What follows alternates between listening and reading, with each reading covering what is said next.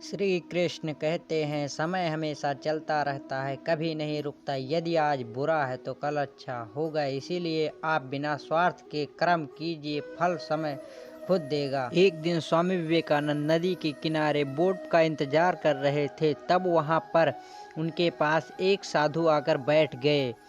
साधु ने स्वामी विवेकानंद से पूछा कि आप यहाँ पर क्यों बैठे हो? स्वामी विवेकानंद ने कहा कि मैं यहाँ बोट का इंतजार कर रहा हूँ। साधु ने पूछा, आपका नाम क्या है? विवेकानंद ने कहा कि मैं विवेकानंद हूँ।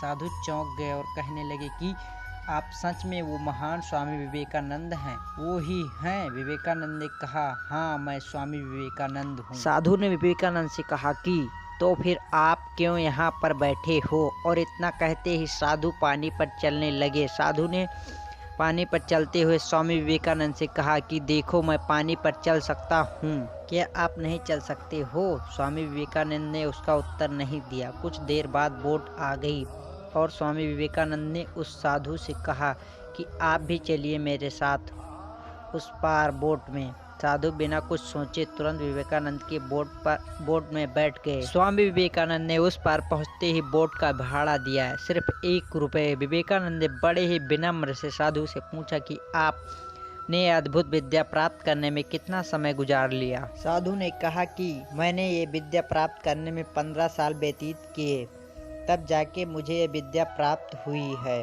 स्वामी विवेकानंद ने साधु से कहा कि आपने जो विद्या प्राप्त की है, उस विद्या के लिए केवल 50 पैसे देकर आप इस पार से उस पार जा सकते हो। यानी केवल 50 पैसे के लिए आपने 15 साल बिगाड़ दिए। स्वामी विवेकानंद का कहने का तात्पर्य सिर्फ यही था कि हमें समय का सदुपयोग करना चाहिए।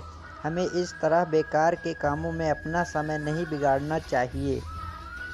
किसी ने क्या खूब कहा है, वक्त कहता है मैं फिर ना आऊँगा। क्या पता मैं तुझे हंसाऊंगा या फिर रुलाऊंगा। जीना है तो इस पल जी लीजिए, क्योंकि इस पल को अगले पल तक ना रोक पाऊंगा।